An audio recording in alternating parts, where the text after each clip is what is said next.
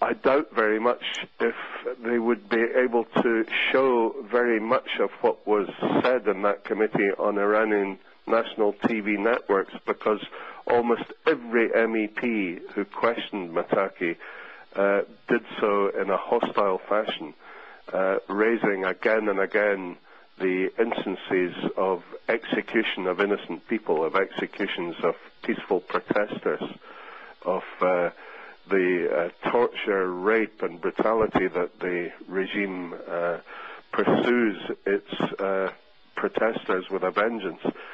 And I myself, when I was called to speak, I said that we as MEPs believe in human rights, we believe in women's rights, we don't hold with regimes that torture and brutalize their own people, and that it was a disgrace that someone like him had been allowed to come to our parliament. It brought shame to the proceedings of the Foreign Affairs Committee. And I said that I had noted Mr. Mottaki had himself claimed that Iran is owner of the oldest declaration of human rights that exists in the world. And I held up a picture of Neda, and I said, is this the latest chapter in your history of human rights? And I said, I have no intention of staying in this room to even listen to your answer. I don't want to be in the same room as someone like you.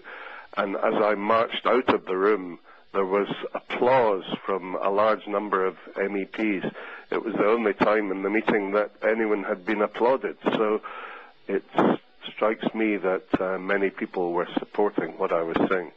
Well, the policy should be non-cooperation with this regime. We should toughen our stance on sanctions against the regime. Some of the more liberal-minded MEPs say they don't want sanctions because it hurts the ordinary people, but the ordinary people of Iran are protesting on the streets on a day-by-day basis and are being executed for doing so. They're being tortured and executed for protesting. Sanctions, of course, will hurt the ordinary people, but freedom and democracy comes only at great price, and it's a price being paid in the blood of the innocent people of Iran right now. We need to toughen the sanctions to show the regime we mean business. We no longer should believe the lies that they tell us about the nuclear